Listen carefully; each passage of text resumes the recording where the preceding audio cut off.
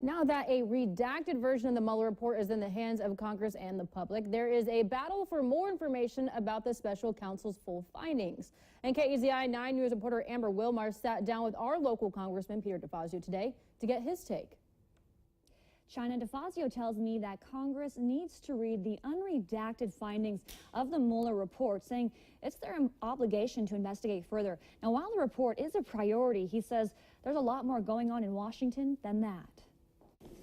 The Mueller report, impeachment, infrastructure, and more. There's a whole lot of other things going on. We start with the long-awaited Mueller report. Congressman Peter DeFazio says he wants more answers. Congress needs, and I think the American people need, the full, unredacted report, and Congress also needs the background investigative material. The House Judiciary Committee chairman has issued a subpoena for the full report, which found no evidence of collusion with the Russians during the 2016 election.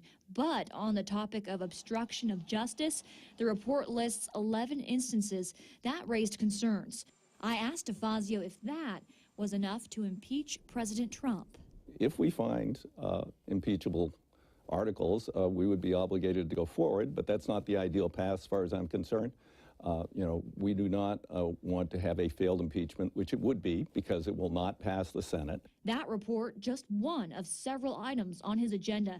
As chairman of the House Transportation and Infrastructure Committee, infrastructure is near the top of his list. I'm trying to work with the Trump White House to do a major reinvestment in our crumbling roads, bridges, highways, and decrepit transit systems. He says the government needs to raise more money to invest in roads, something he's been having to push for on both sides of the aisle. The president talks about it.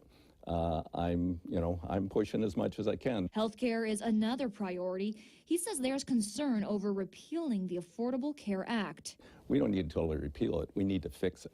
DeFazio reiterated there's a long list of issues he wants to fix over the next 18 months ahead of the 2020 election. I've got a big agenda in front of me that will impact the American people.